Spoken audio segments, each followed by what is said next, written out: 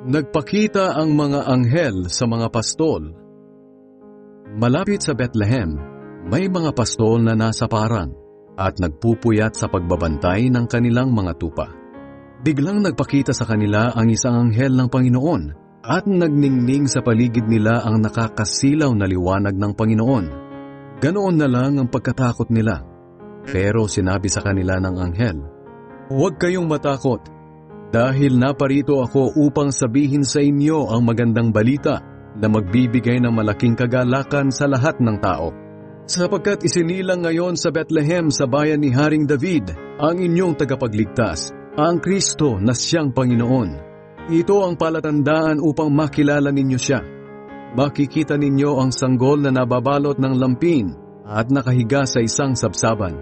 Pagkatapos magsalita ng anghel, biglang nagpakita ang napakaraming anghel at sama-sama silang nagpuri sa Diyos.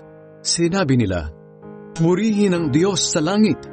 May kapayapaan na sa lupa sa mga taong kinalulugdan niya." Nang makaalis na ang mga anghel pabalik sa langit, nag-usap-usap ang mga pastol. "Tayo na sa Bethlehem at tingnan natin ang mga pangyayaring sinabi sa atin ng Panginoon." Kaya nagmamadali silang pumunta sa Bethlehem at nakita nila sina Maria at Jose at ang sanggol na nakahiga sa sabsaban. At isinalaysay nila ang mga sinabi sa kanila ng anghel tungkol sa sanggol.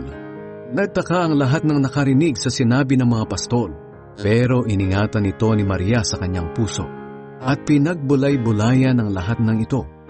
Bumalik sa parang ang mga pastol na labis ang pagpupuri sa Diyos dahil sa lahat ng kanilang narinig at nakita, na ayon nga sa sinabi ng anghel.